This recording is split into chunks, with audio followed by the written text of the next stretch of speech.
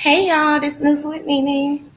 So today we are going to be talking about sickle cell anemia disease and how COVID-19 has affected us getting good treatment or getting the necessary treatment that we need. I've been hearing horror stories about some of the care that, or lack thereof, that warriors have been receiving worldwide. I've heard that, um, hey sis, I've heard that there was recently just a warrior who passed away from, I guess, not getting good care. Hold on. I'm copying the link, y'all. Hold on. And so I wanted to, I was supposed to do this yesterday, but I wanted to definitely do it today. So hold on, give me a second. Hey sis, let me come in so I can make some of y'all some admins. Hold on. Hey sis, let me hold on.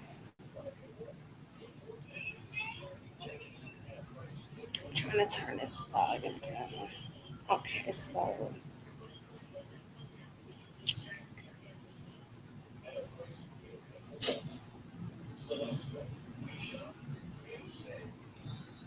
okay. Okay, so all y'all gotta do, Britt, all you gotta do is hit that link, and that link is to StreamYard, and it's really self-explanatory.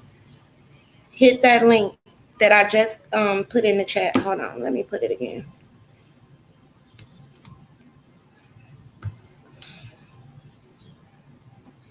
And so for those of you who don't know what sickle cell anemia disease is, sickle cell anemia disease is an inherited blood disorder where your red blood cells are shaped in the form of a crescent moon, kind of like a like a crescent moon.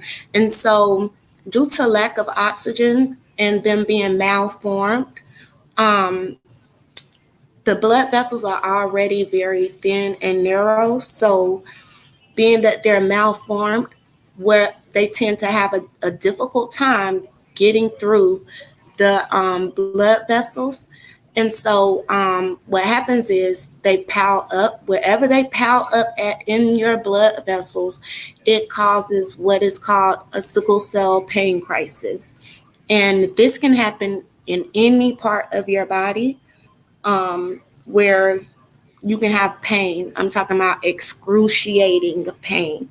And so it's very important for those who suffer from this illness. It's important to hydrate, know your triggers, stay away from those triggers, and make sure that you're resting, drinking every day, all day, water, Gatorade, apple juice, orange juice, drink.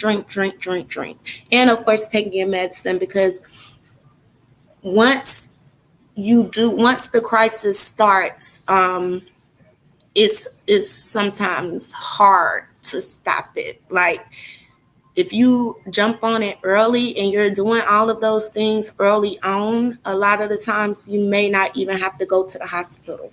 And so, hold on. Yay, let me add you. Can you hear me? Can you hear me, Lucy? Yeah, I can hear you. Can you hear me? Yeah, I can hear you. Okay, I see Lola. I Hi, told y'all everyone. it was easy. Hey, Lola. Hey, I'm here. Hey, Hi, how are you? Lola. Hey, Courtney. Yes, so I have been hearing horror stories, and I don't know where, there go Britt. There go Britt. Britt, you don't have to come on camera unless you just really want to.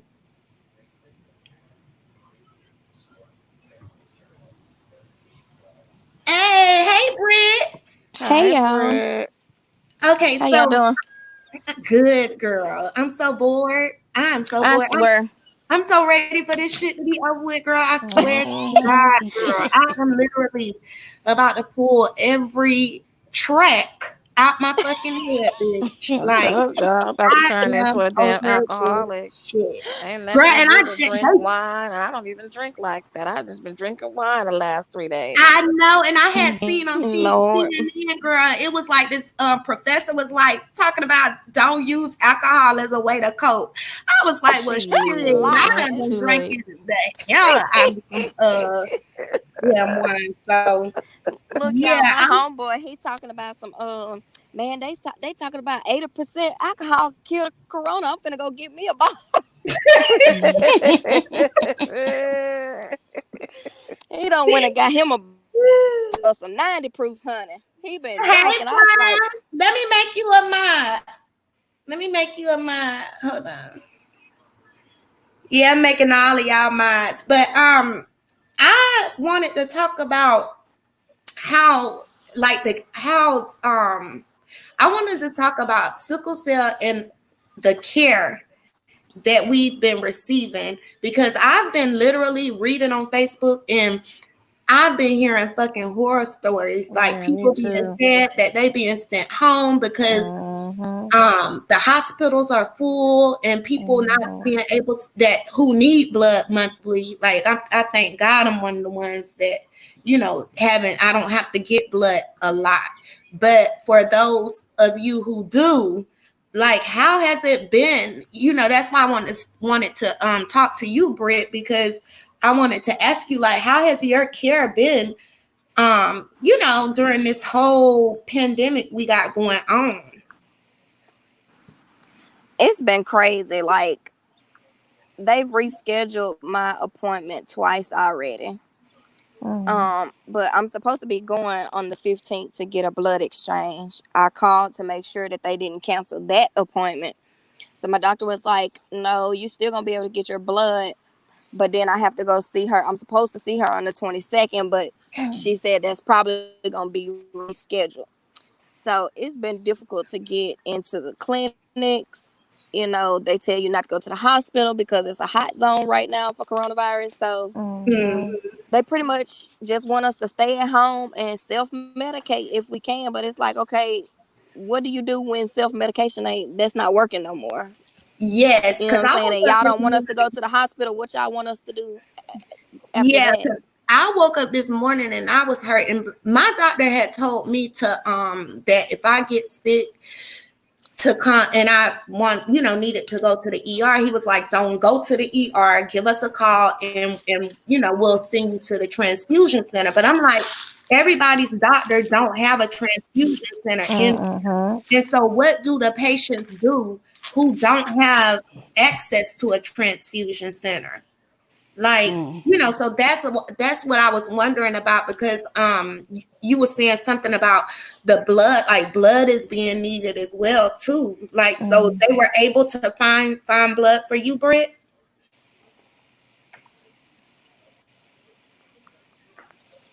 Britt, can you hear me? I think her You breaking phone, up, something Nita. happened to her phone. Can you hear me? Like, we can hear you, but I don't think she I can. can hear you. Can Yeah. you hear me? You Britt. breaking up. Okay, I'm gonna go out and come back in. I'm gonna have her to come back in. But they was saying that it's like a shortage of blood and that's vital. Like we need blood, like we need air to breathe. And so I was wondering, especially like the girl Lydia in Alabama, she Mm-hmm. I don't know, they did a whole article on her saying that she was in dire need of blood and she had I remember she had antibodies and stuff. Mm-hmm. So I was like, what are they gonna do? So that was the other purpose is if y'all are healthy out there, if y'all are healthy and y'all can donate blood, please donate blood because there are people who have sickle cell who need it. Like we Yeah. need blood, like we need air to breathe. Blood is a vital part of our, Living our well-being. for us. Mm-hmm. Yeah. And so if y'all are well enough or healthy enough, please look up. They should have blood donation centers in your area where you can donate blood. And please donate blood because there are so many warriors out there who, really need blood, who have to get blood every single month like clockwork. Yeah. And so yeah, Lola, how has it affected you like in your care? Well, Hey, provider. my care has been good actually. I'm not sure if y'all knew, but I had a bone marrow transplant back in 2015. Mm. So my first transplant didn't work, and I had to get another one after that. So ever since then, I've been in the care of the BNT team, and they've been excellent. So I actually went to New York on, I think it was March the 13th. 13. One of my best friends, her mom had passed. And this was something that I was really concerned about going all the way to New York because I live in Atlanta now. But her dad had passed some years ago, and me and her mom was kind of close, so I couldn't not go to the funeral. And this was before all the restrictions had started. So me and my mom actually went to New York and came back, and we wiped everything down in the airplane, and we was using wipes and everything. So I don't know where I caught coronavirus, but I ended up catching it.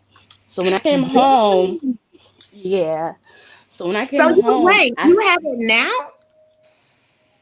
well, I don't know if I still have it because they're not testing you to make sure you don't have it anymore. They just say stay home, quarantine yourself for a certain amount of days. You have 72 hours after your last symptom, then they think that you may not have it anymore. So right now, I don't know if I'm still infectious or not, but I feel so much better than what I did before. So when I So came back, being that you had that bone marrow transplant, like how has that been? Like because you can't be out, like yeah, your immune system yeah, is my really, immune system is yeah. pretty much zero. I don't really have a immune system. So when I came back from New York, I spiked a fever. It was a low grade fever, but it was a fever. So I called my doctors, and they were like, they were concerned, but they weren't that concerned because I didn't have all the symptoms that they were saying on the TV, like the cough and sore throat. I didn't have that. I just had fever, vomiting, and diarrhea. So I called my doctor the next day and I said, you know what, I really don't feel good. This don't feel right. So they have an infusion center. So they told me to go to the infusion center with the mask, and I went that same day and they did the test and I went back home. So the next day, and I think this was like a Thursday or Friday, the next day at like 3 or 4 something, a doctor called me.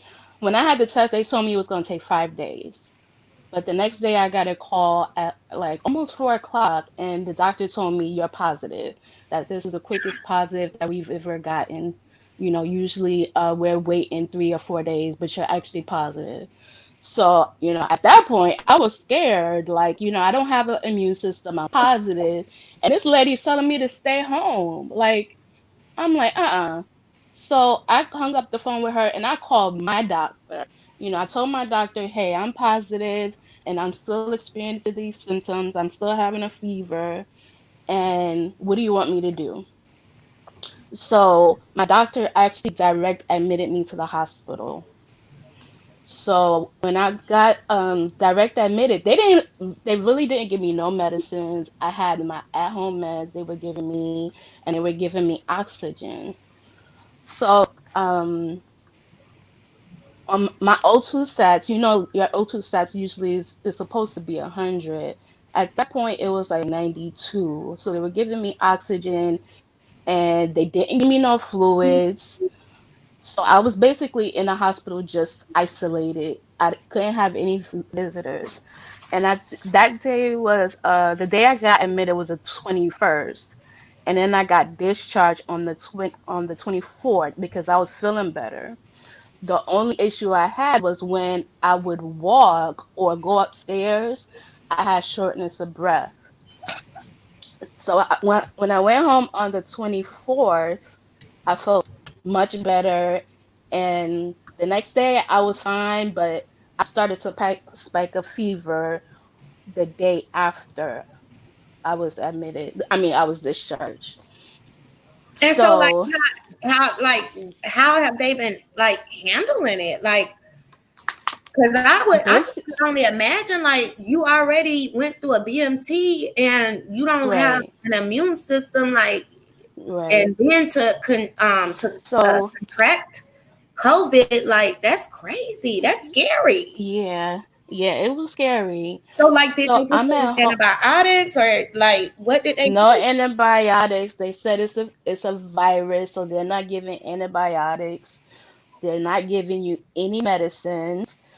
But let me tell you about my second hospitalization. So I I called the doctor's line. They have a the BNC have a doctor's line. So I called the doctor's line and at this point I'm having trouble breathing. So I'm hearing crackles. You know how a fire crackles? Mm-hmm. So I was hearing that when I would breathe. And when I told my doctor that, she said, no, that's serious. It sounds like your lung may be collapsing. So she told me this time I had to go to the emergency room. So I went to the emergency room. Like they wouldn't even take my car at the valet this time. And I had to park my own car at the valet, and I went through the emergency room. They had the emergency room cut off for all suspected COVID patients.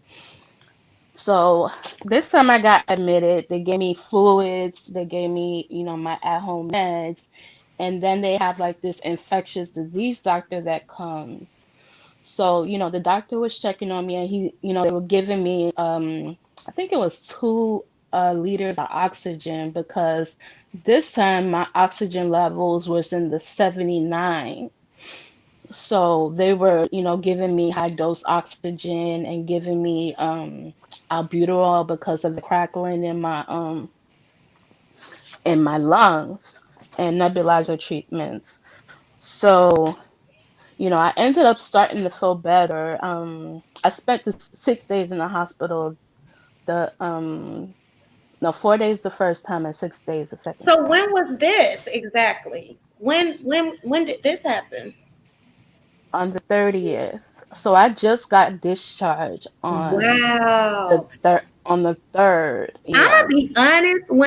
Remember when I got sick, y'all, back in December? I really feel like I had it then. I, I think it's been here for a long time and they didn't know and Yes, they like blame it I've on even China. had pneumonia and I've never felt that bad. Like I felt like I was gonna fucking die. Like I really did. Yeah. I think I had it then.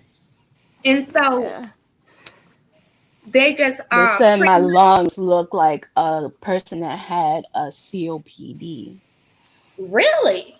Yeah. Do you smoke weed or anything? I never smoked, never smoked at all. I don't Oh smoke wow. weed, I don't smoke cigarettes, nothing. Oh wow. And so like Yeah. what are they plans just to watch you and Just watch you. They were about to give me that hydroquinine medicine, but they were telling me all the side effects about how it affects the electrical functions of your heart, and I already have heart failure from sickle cell. So I said I didn't want it.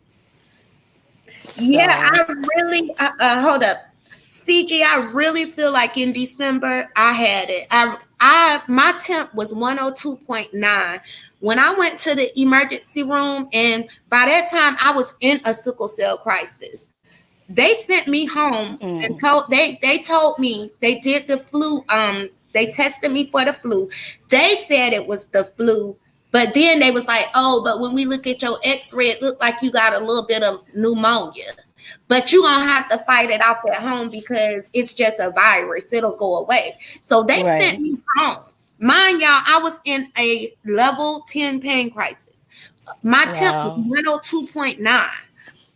When I got home, I was burning. Oh my God, I was burning up. Like I was so hot that I could feel like my breath was on fire. Like oh my God, I felt like I was inhaling and exhaling. Like it was cold outside during that. It's so hard to breathe with it. It was like the hot air that was coming out of my mouth was so hot that it had it was making the white little smoke stuff. I was sick as hell.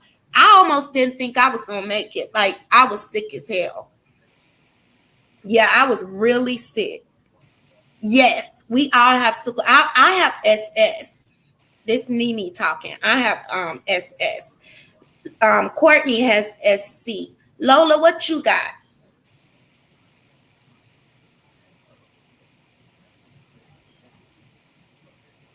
Is Lola? Hold on. Is Lola? Are you there? But also, let me tell you. So they told me I had 2 different types of coronaviruses. It's 2 Lolas up here. So wait. Okay. I don't know why. Hold on. Let me remove. Lola, you there? Yeah, I'm here. Okay. Shay, you on? Can you hear me? I'm here. Okay. So this is Shay. You got sickle cell too, and she's a nurse. Yes, I have beta thalassemia. Yeah, she has beta thal. And so we all leave me alone, bro. Talking about some damn halitosis. I did, though. I probably did. I felt like a goddamn dragon. My breath was hot as hell, bro. Like real talk. I thought I was gonna die. Shit. I had already said a little prayer to the Lord. Like, Lord, don't get ready to take me home because it looks like I'm about to go. And that was for my birthday. I thought that I was literally gonna die. And they sent me home with a fever of 102.9. It was at that point when I figured out that the doctors here in my town, they ain't shit. And I ain't fucking with their ass no more. So I have to travel like 2 hours away to my doctor. But I was like, you know what? Like, it don't even matter because you really want good care anyway. They don't know enough about sickle cell as it is. And so I'm not about to allow them to play with my fucking life like that. I'm not going to do it. Well, if I got to drive, I don't give a fuck if I got to drive to Timbuktu. That's where I'm going to go to make sure that I'm getting good care. And so I actually had to call my doctor that's 2 hours away, let them know what happened. And he was pissed because he was like, they shouldn't have never sent you home with a fever that high. Like, you could have started season. So he direct admitted me. But when I got up there, they was like, oh, it's no beds. So he called over to the hospital. I don't know what he told them people, but they took me right to the back, got my IV started, oxygen, labs, everything. And by that night, I was in the hospital. I was up on the floor in a hospital bed. So I think having a good doctor plays a part in it too. But yeah, it does. It's a lot of warriors. Remember, Lucy? It's a lot of doctors. It's a lot of warriors who don't have doctors, period. And so I'm wondering too, like how they're doing, because a lot of them don't have doctors. When we advocate and stuff, we come across so many warriors who don't even have a doctor. They just how do they get their medicines? They just they don't have a they don't have a hematologist. They just they'll just have like a maybe an internal medicine doctor or something like that. And then and hell, some of them really just don't have a doctor at all, and they just prefer to go to the ER. But you know, the more you go to the ER, the more they start stereotyping you as a drug seeker. So it's kind of like a lose-lose situation. Yeah. And so, Shay, how have you been doing? I've been doing okay. Have not had any symptoms since that time I got sick in February when my temperature went up to 102.1, and I was shaking so much that it was so painful.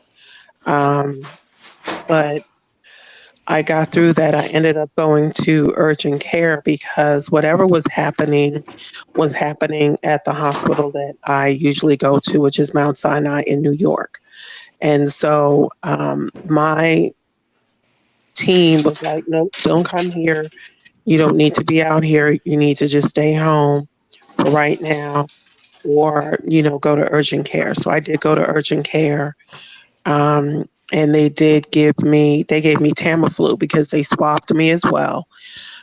And they said the swab was negative and they gave me Tamiflu for 5 days. Yeah, they And it told took me me that just shit about too. 5 days to get better. Hmm. That shit didn't help me. It doesn't work because it's not the flu per Yeah, se.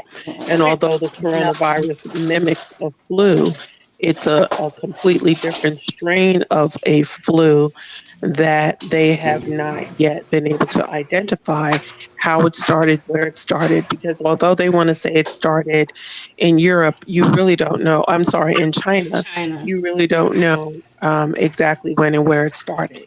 You And know what so, I think though, sis? I think that they should have left the motherfucking people on that cruise ship. right, That motherfucking cruise ship on that right, water. They should not Yeah, right, have it started from them. evacuated right. them fucking people off that cruise ship, talking about taking them to a motherfucking military base where these men and women have to fly all over the world and fly home to their families. Yeah, Like, why put innocent people in danger? I think they should have took the hospital to that cruise ship. They could have set up absolutely, on that cruise ship. And absolutely. my other friend, he brought up a good thing too. He was saying maybe Mardi Gras, but I was thinking more so. I didn't have a good feeling when they mentioned that they would be removing them people off that cruise ship who had all tested positive for the coronavirus and sending them to I forgot the name of that military base to get Yeah, quarantined. I knew it wasn't a good idea then. I said that shit's gonna hit the US and look at us now. yeah, That shit in all 50 states. yeah. They brought Yes, it some of is them in to all 50 Georgia states, too. and it is unfortunate that some people are not taking it as seriously as they should. My graduation was postponed because of someone who tested positive, did not take it seriously, and decided that he was going to attend a party at Dartmouth University or Dartmouth College, where there was 175 to almost 200 people, and he decided to go there. And he ended up infecting at least 75 of those people. Wow. Now, that's Wow. 75 people that know that they have it. What about those 75 people who have come in contact with 75 other With people? other people and their Who have Exactly. come in families. contact with 75 other people? And now in New Hampshire, although the numbers are not as great as it is here in New York, um, you now have people in New Hampshire and Vermont and further up the northeastern coast that have it that didn't have or had very few, very, very few cases. Now they have over 200 cases. Here Well, in New York, it's ridiculous. in my town, we didn't even have cases for a while. Do you know how we got our first COVID case and where it came from? We Probably got from our New York. first COVID case because they was telling them to shut down our beaches. We got the world's most beautiful beaches where spring breakers come here every year around this time Hmm. because of our beaches. So why wouldn't you shut down the beach? Just close the beach, and especially it's a fucking pandemic going on. Like that makes not a bit of goddamn sense. They didn't close down the beach. We got some spring breakers. A guy was one of the spring breakers who tested positive, and he was from Texas.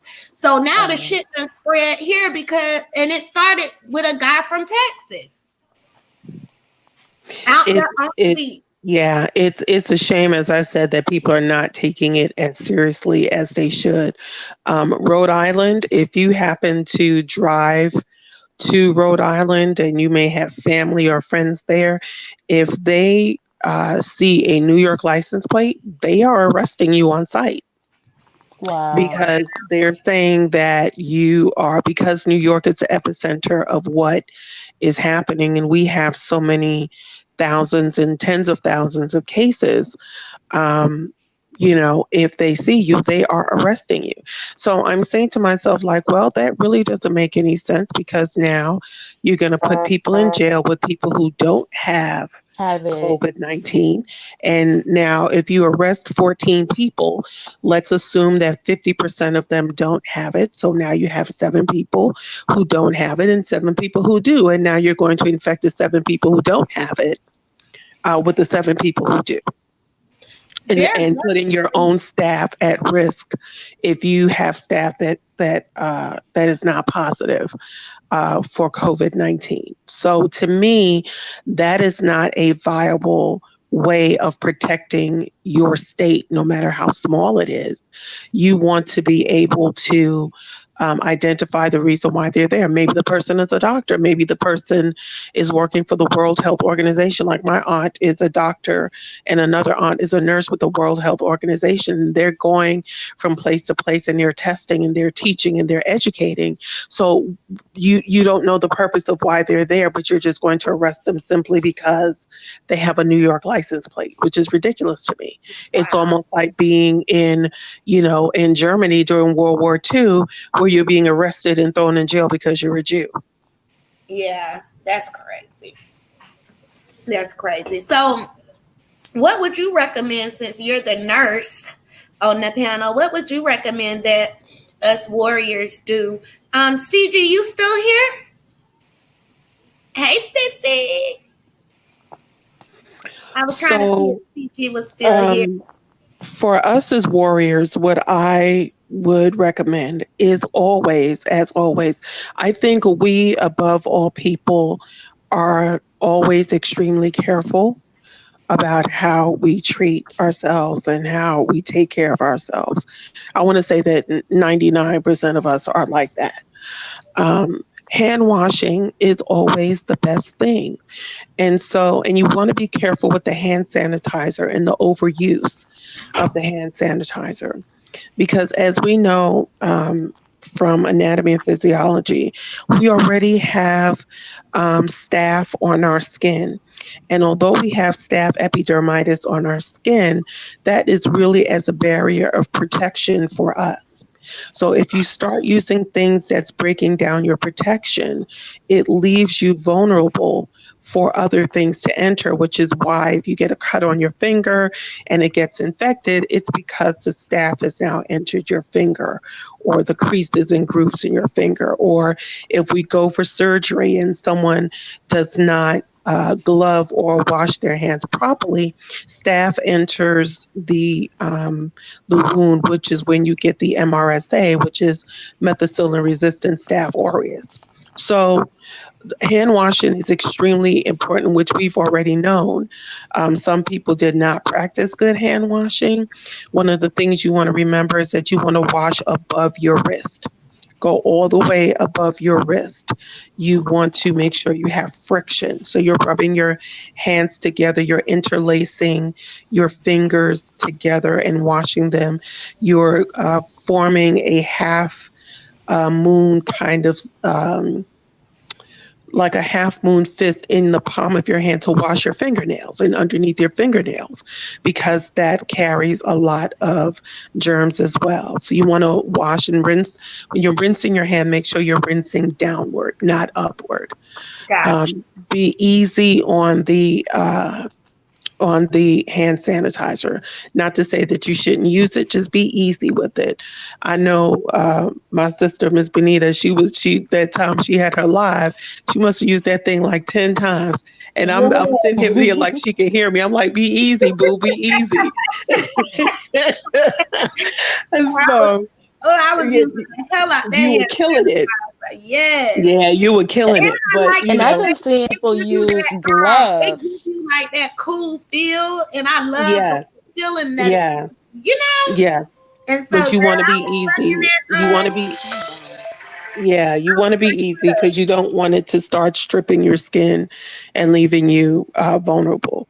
We definitely have to wear our masks, even if you don't feel sick, even if you don't think that anyone in your household is sick.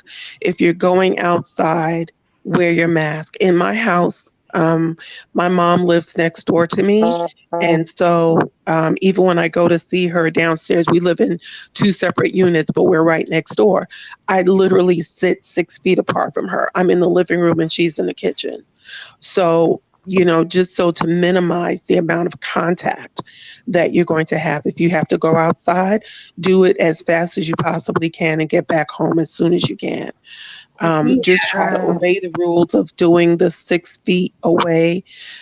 Reason for the 6 feet, if some people don't know, is because when we cough or we sneeze and we are around people who do not cover their mouths, unfortunately, the droplets will fall or spread at least 4 feet. Mm-hmm.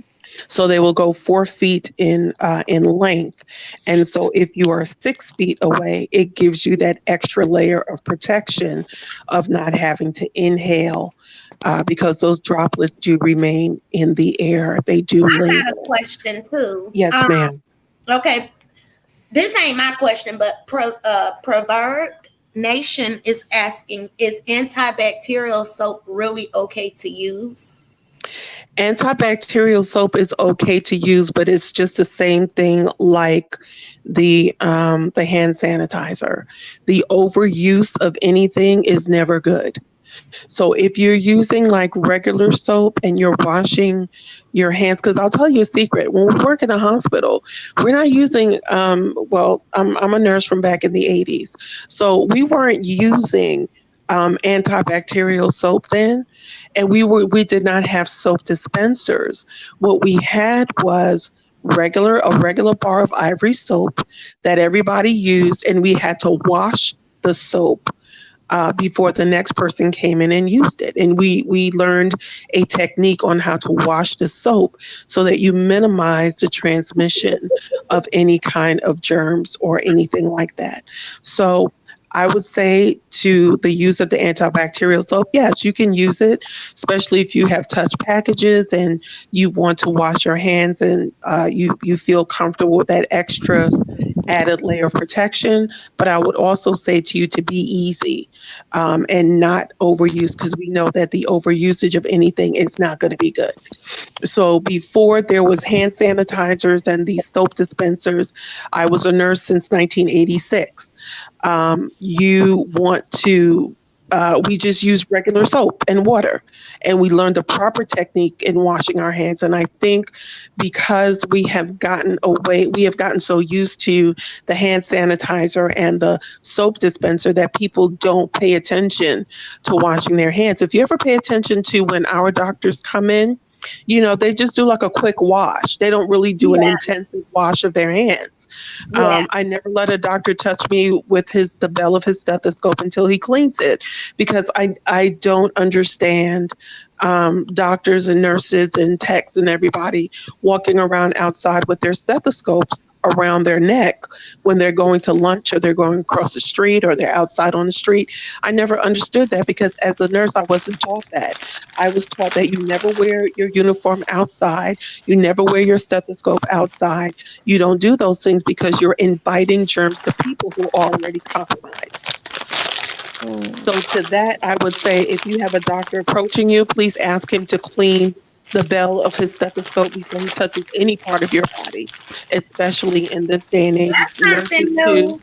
I learned something new then, girl. Cause Yeah, yeah, I didn't know that. But yeah, I you Yeah, they have were. to. Is alcohol wipe sufficient for the The stethoscope? alcohol wipe is sufficient Okay. when they're cleaning the bell of the Okay. stethoscope. Make sure that they All right. use at least two of them. The alcohol is sufficient, absolutely. Even with COVID going on right now, and they say that it stays long on surfaces, there is no definitive answer about how long it stays on surfaces. So, yes, for right now, with them using the alcohol, that is enough. And I would just say, just be careful. Just keep doing the things that we have been doing in order to protect ourselves, protect your family, because we know that people who are asymptomatic still have the ability to transmit The the virus. virus. Unfortunately, I had a colleague who 2 weeks ago did everything to protect her mother. She was a nurse and she, went to see her mom, but she stayed at least 10 feet away from her and so on. And her mom required.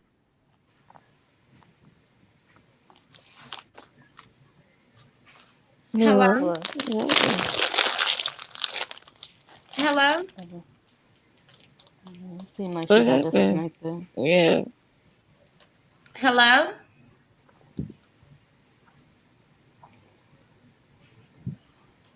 Hold Seemed like on.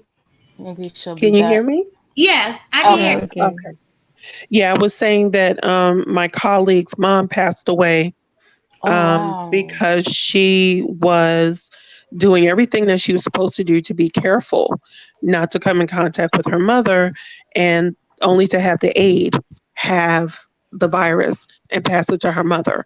And her Wow. mother was gone within three Oh days. man. So Wow. we have So to be can you careful. break it down? Okay, so can you break it down from a medical standpoint? What is it doing? What is this virus So actually? What is actually killing people? Is it the fact that they're getting pneumonia? Or, what's what happening, cause is it that is causing pneumonia and that's killing people? Or like I'm what confused. Like is it gotcha, like what is gotcha. They What said it was happens is causing once it water in my enters, lungs. Okay. I'm mhm, sorry. Go ahead. what happens is that when it enters your body, it attaches itself.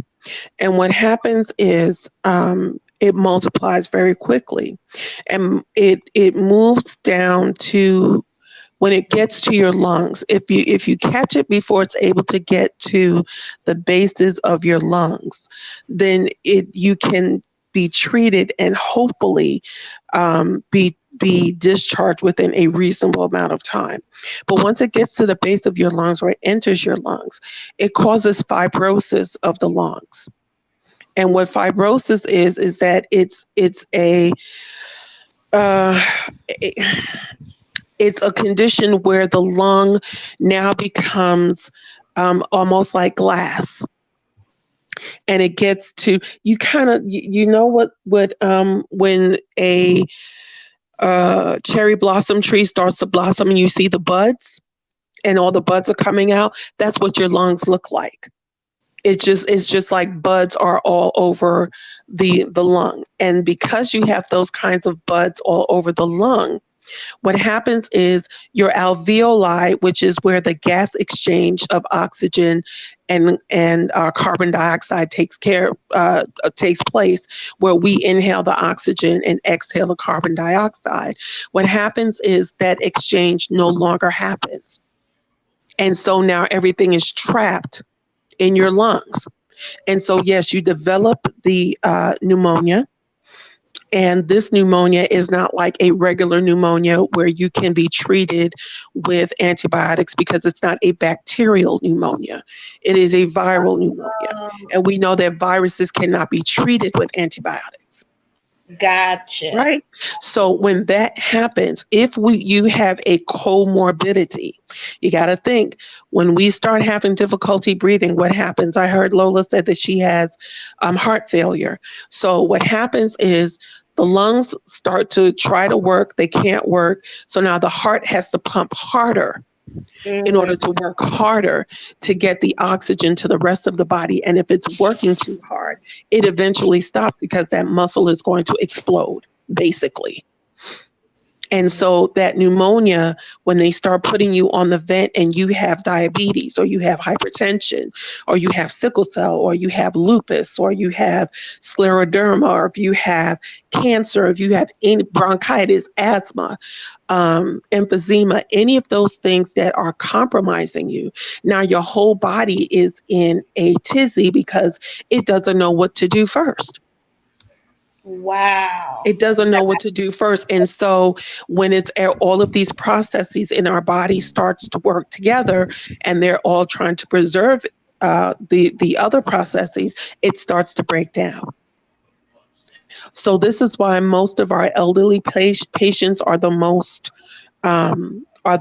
vulnerable, because many of them have comorbidities. Many of them have, the hypertension or even coronary artery disease or sometimes heart failure.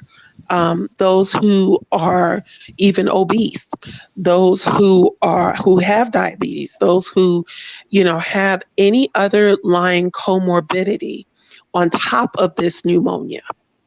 It is most difficult to treat. And most often, those are the patients who get intubated and those are the patients who don't make it. The more comorbidities that you have, in addition to the pneumonia, it's the harder it is to treat you. Wow.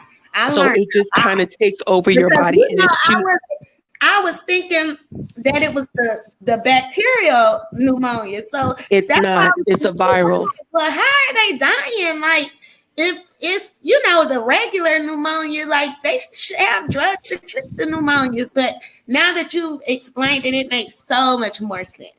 Viral pneumonia or viral meningitis, or that's why they always tell you that they can't treat a cold with antibiotics because it's a viral infection. And so viruses cannot be treated with antibiotics. And so this is the reason why it's so much harder to treat. It's so much harder to treat because when you look at some of these patients, I just want to tell you guys that here in New York, it's really very, very sad at the hospitals. It's very, that was my question.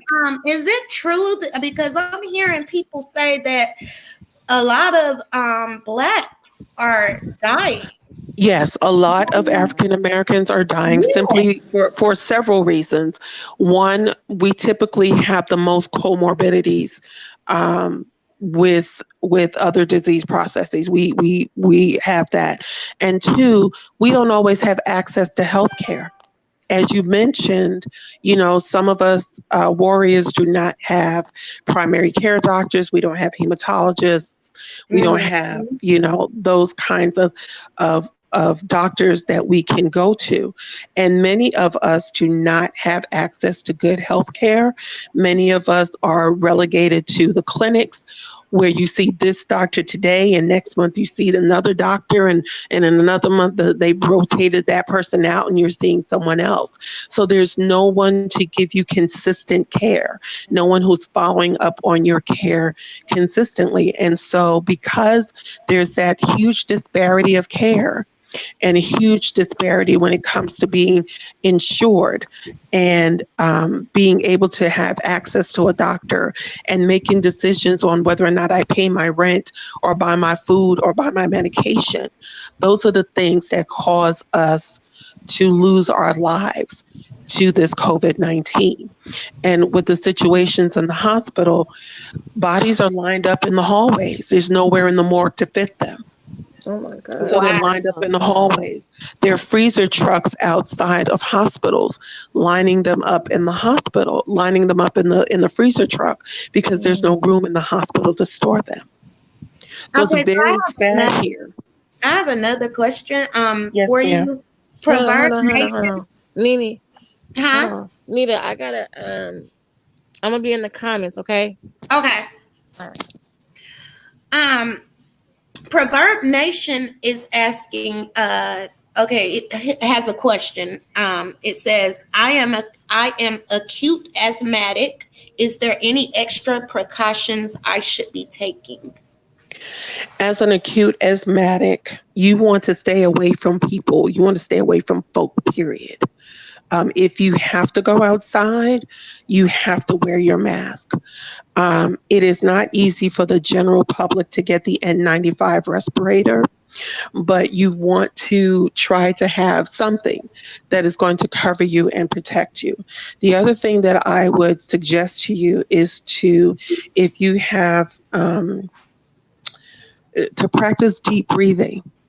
One of the things that they taught us to teach patients to determine if you are getting if you have a COVID-19 that is progressing to a pneumonia, is to take a deep breath, try to hold it for 5 to 10 seconds. If after 10 seconds you are coughing, then you need to go to your doctor and let them know that you're having difficulty breathing. It's very important that you, as an asthmatic, you take your medication, pay attention to your breathing, pay close attention to your breathing. If your chest is tighter than usual and you're having chest pain and you are short of breath more frequently and more often and you feel like you cannot breathe, please do not hesitate. Find your way to the hospital. And let me just let everyone be aware of this also. There's this new directive that is going around from hospitals who are trying to say that if you are at a certain point with this COVID-19, that they're not even going to treat you. They're just going to put you aside to let you die. What? What? Okay?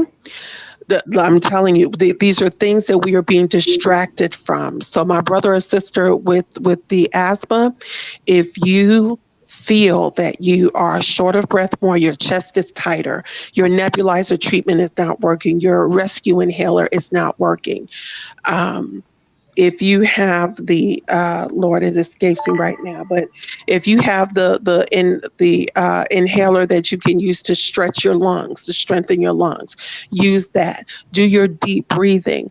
Do your coughing. Do not lie down on your back. That's one thing that we try to remind people, because if you lie down on your back, secretions tend to pool at the base of the lung. So if you're coughing, and you're going to lean over your bed at the edge of your bed and cough that way, so that when you're coughing, it is the surface area of the lung is being cleared and it's coming up and through the respiratory tract. If you're bringing up any kind of phlegm. Or if you have a cold, try not to lie down on your back, because secretions pool. But also to piggyback off of what I just mentioned, there's a new directive from some hospitals in Chicago and a few other hospitals here in the tri-state area, in the New York area, who are now trying to get a directive that is instituted, quote unquote, for now, that if you are at a certain point with the COVID virus and they feel, not that it's actually so, but they feel that you are at a point of no return, they will not treat you and they will put you to the side for you to die. But how would they Why? know if they How is haven't that? treated They are you? they are ignoring they Right? are ignoring healthcare proxies. They are ignoring Wow. if you have some people have a living will that says, yes, I want to be put on a respirator. Yes, I want to have feeding tubes. Yes, I want to have all of these things. They are trying to have it passed where they can override that and say that if they feel that you are actively dying, right? If they feel that you may not be, your situation may be dire, but God is always in control. I always say that God always has the Yeah. final word, because we've seen where people have hit that peak where they look like they were going to die and they were able to recuperate. I saw a man on television that spent several months in the hospital, and he was able to be discharged from the hospital after spending several months on a respirator. So if they feel that you are actively dying and they feel that they can't do anything else for you, they're just going to push you to the side, literally, and treat the next person that comes in because But you're going to don't die doctors have anyway. an oath to do, Absolutely, so absolutely, absolutely, Miss Benita. And so, when that was brought to me, I'm a part of a group called Black Nurses Rock, and when that was brought up, and I said, this is going to be a very serious bioethical issue, because who makes the final decision as to who's going to live and who's going to die? And number two, who has the authority to override someone's living will or healthcare proxy?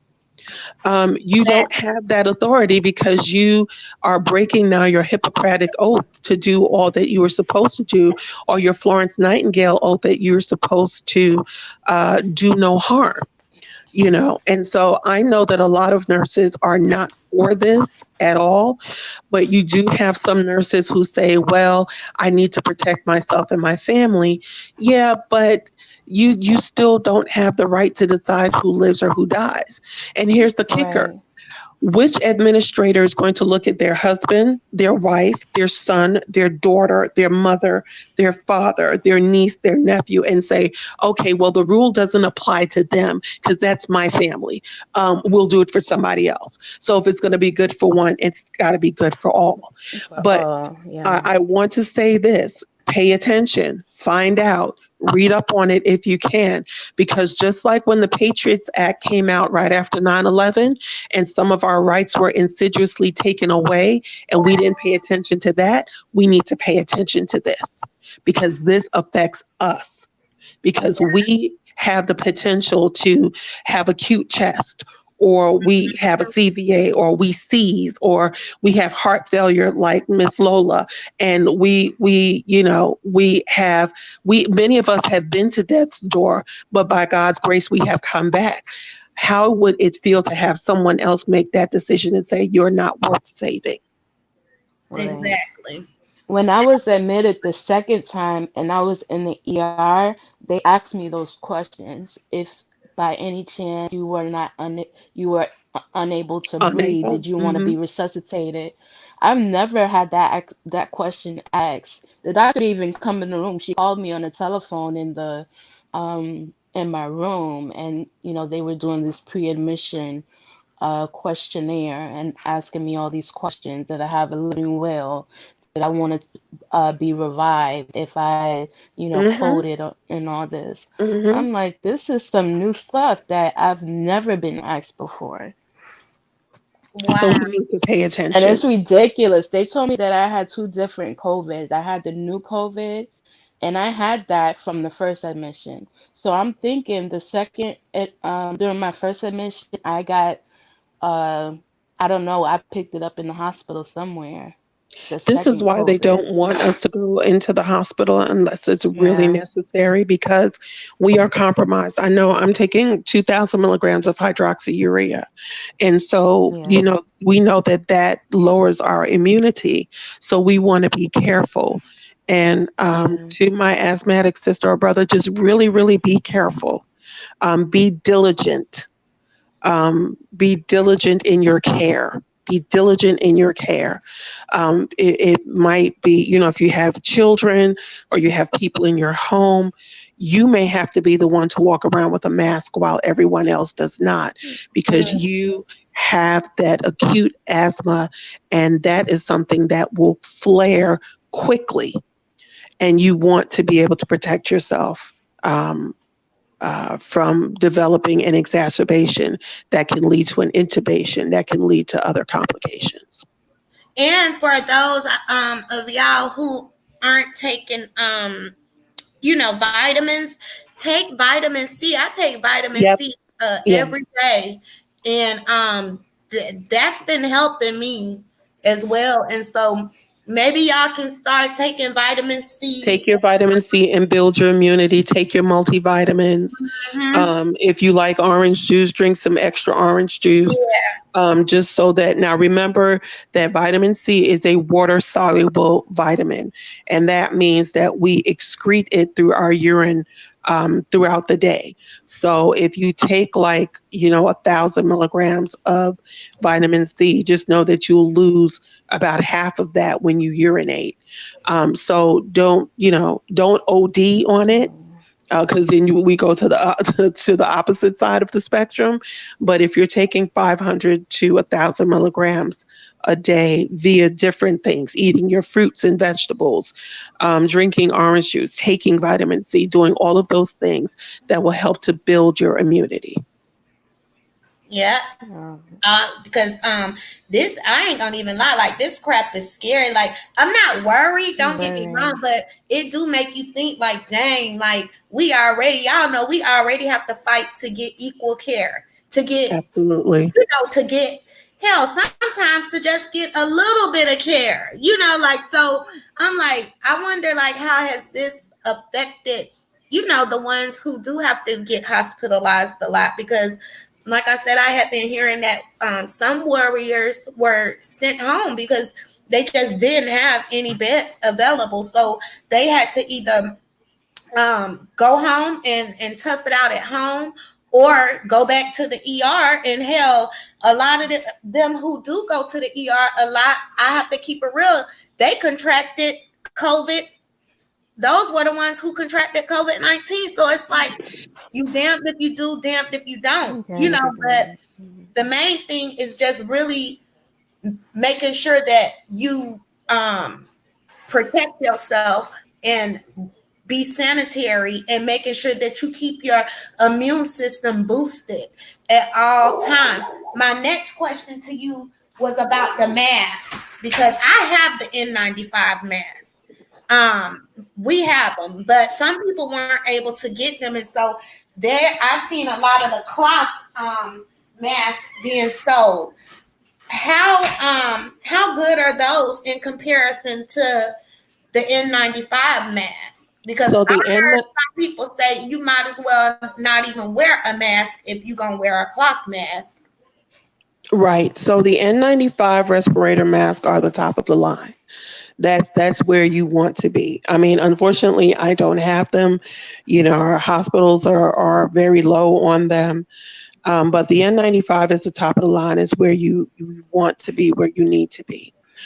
Although the cloth ones are not the best, they're better than nothing, because at least it's protecting you a little bit. What you can do with those kinds of masks, you can, from the hardware store, there's some filters that you can put in to the inside of the mask that will allow you to breathe, but will prevent things from coming in. So I'm not sure what the names of the filters are, but if I find out the name of the filters, I'll definitely let Benita know, and she can distribute that information.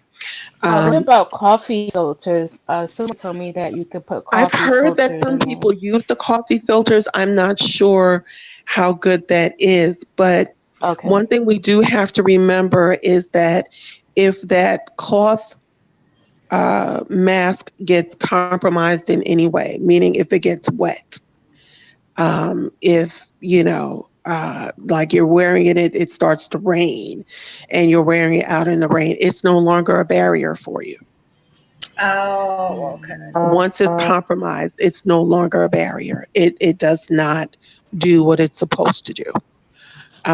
What I have seen with some very innovative people, is with the face shields. I've seen some people who used bottles like 64-ounce liter, the liter bottles, and Mm-hmm. have made mask shields by cutting it out like the shape of their face, and Mm.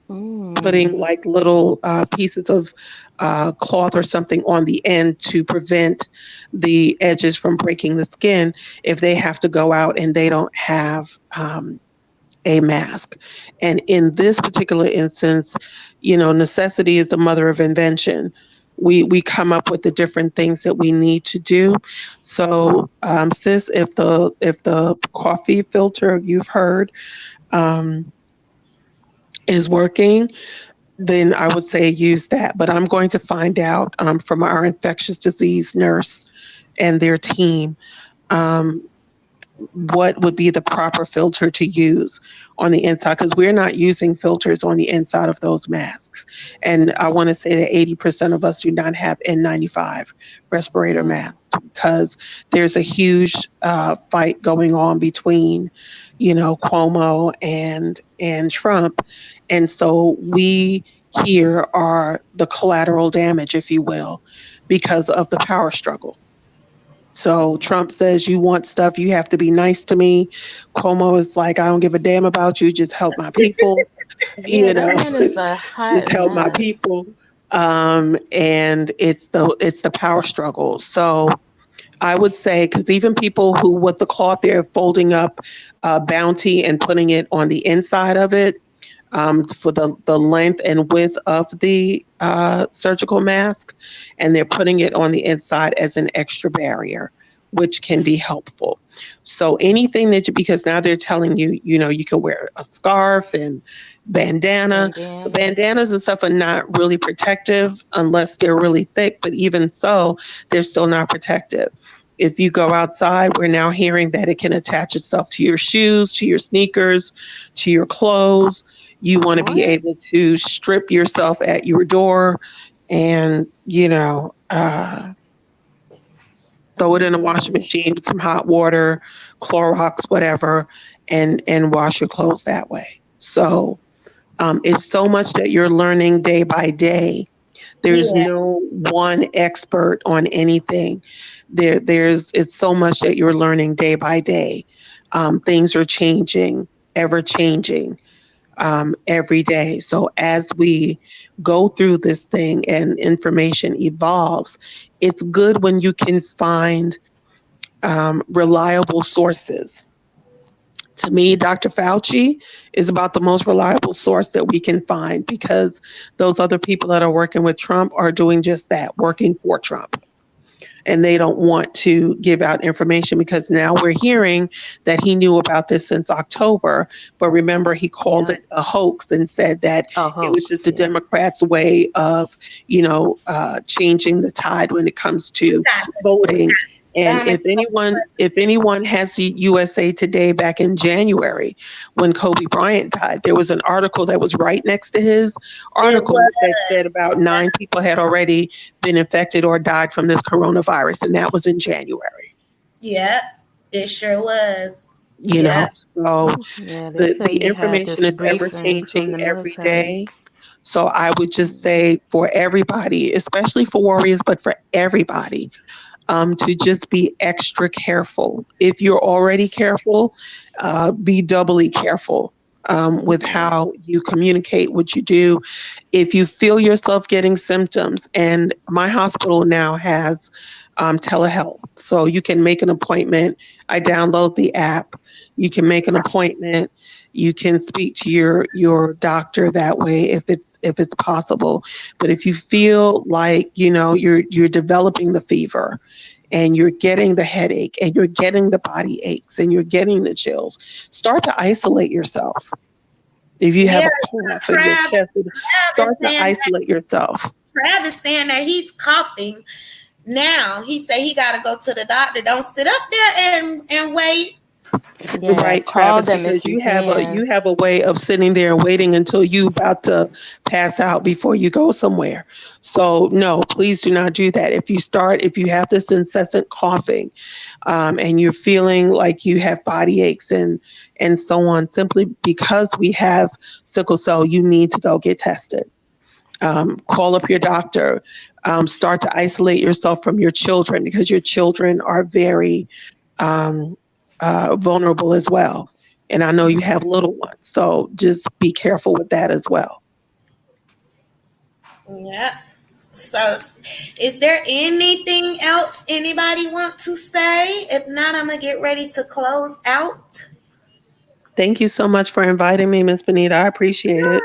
No, no, thank you. You gave out some awesome advice. I can't, from a nurse's standpoint, that's out of my league. If it was some Yeah. psychology shit, that would have been my league. But yeah, I have to call on you when you get to talking about that nursing.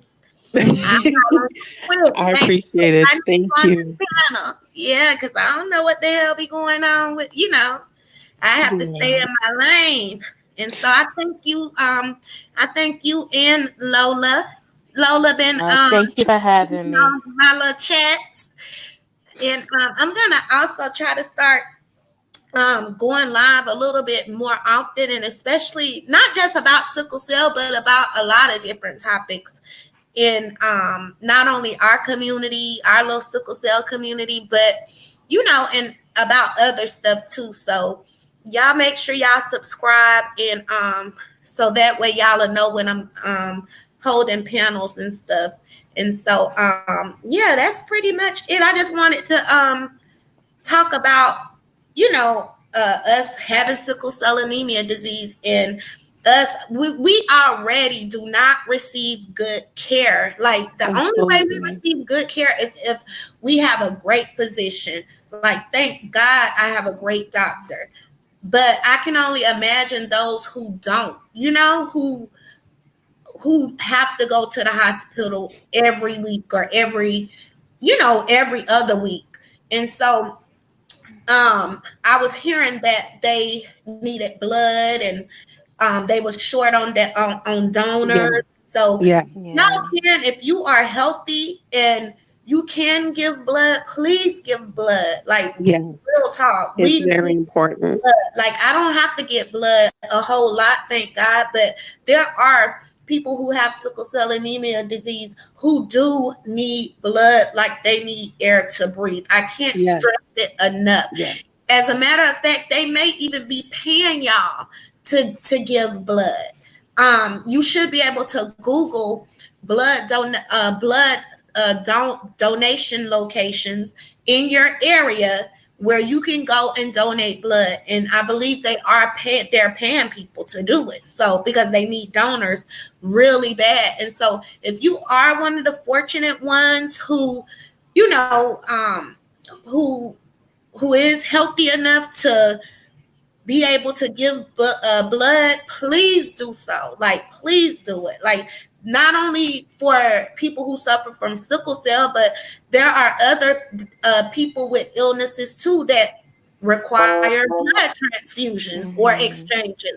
So y'all, please do that. If y'all don't do nothing else, like, real talk, it's bad, and especially now through this pandemic, because they're having so many patients. Like, the hospitals are already overcrowded, and Overloaded. they're Yeah. already having to give so many people Yeah. blood, and all this other stuff. So please, if you can donate blood, please donate blood. And so if nobody else got anything else to add, I'm a Miss Benita, before we go, I just want to offer a word of prayer for everybody, if that's all right. yeah, go ahead. So let's bow our heads. Heavenly Father, we want to thank you so much for this opportunity to come together, to learn from one another, to hear from one another, to support one another, to be informed about this COVID-19. God, I ask your loving arms of protection around everybody who is on this panel, everyone who's in this group, everyone who is sick. God, I ask that you touch them with your healing hands from the crown of their head to the soles of their feet. Lord, we ask that you be with every first responder, every doctor, every nurse, every respiratory therapist, every tech, every fireman, every police officer, those who I have not mentioned. God, I ask that you continue to protect them as they go through their day, helping to protect and take care of us. Now, God, I ask a special blessing on Lola, special blessing on Miss Benita, Travis, our brother or sister with the asthma, those who are going through. God, I just ask that you continue to protect and keep them. Help us, God, to be diligent in taking care of ourselves and helping us to be as healthy as we possibly can as we make it through this COVID-19. I ask, God, that you will continue to put a protective hedge around us and help us to be supportive one of another. And so that when this is all over, we will be able to rejoice together because we've all made it through. And God, I thank you for this forum. I thank you for giving Miss Benita the foresight to be able to do something like this and extending her talents beyond what she thinks and beyond what she knows she has. And God, again, I just ask that you bless and keep everyone under the sound of my voice. In Jesus' name I pray. Amen. Amen. Thank Amen. That you was so beautiful. much. Yeah. And we will Amen. be doing another panel too. Like I said, I'm going to be coming back to speak more about some of the stuff that we go through stemming from sickle cell. I believe my next topic is going to be about the drug seeking that goes on in this community. This is a topic that y'all do not want to miss. Some people going to be pissed about it. Some people may not. But the truth is going to be told. Period, point blank. And Yes, so ma'am. I don't know. I may do that one later on tonight. So if y'all want to tune in, definitely sub to my channel. And I'll hit y'all up personally. And Yeah, hit especially me up. if y'all wanna, especially with you being a nurse, I'm sure Absolutely. you got something to add. And Absolutely. especially from a medical standpoint, like I can speak on it, but I can't speak on it from the medical personnel part. Right. Like Right.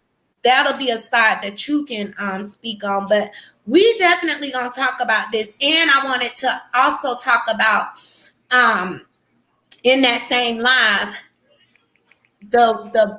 these new age parents and the differences that I see from my parents raising me with sickle cell versus the new parents and how they're raising their kids with sickle cell in this day and age. So we're going to definitely get into it. Most likely it'll be tonight because I ain't got nothing to do, so I'm bored. So we will definitely be back. I don't care who ain't ready. You know it, bro. Listen, you already know I don't give a fuck who ain't ready for that conversation. It needs to be said because it's definitely some differences. It's some differences and that shit is going on. And so, and as a matter of fact, hell, I may even share the video on Facebook. Okay. I think just do that. Since She a mess. you're ready for the conversation. And so make sure y'all tune in, but I'll definitely let y'all know. I'll send y'all a reminder too. So I love y'all ladies. Love you too, Love Miss you And Anita. y'all too. have a good day. You You too. too. All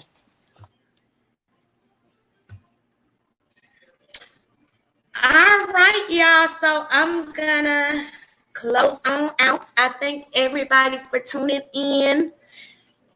Yeah, you can go back and rewatch, sis. You can go back and rewatch. But yeah, I'll be back later to talk about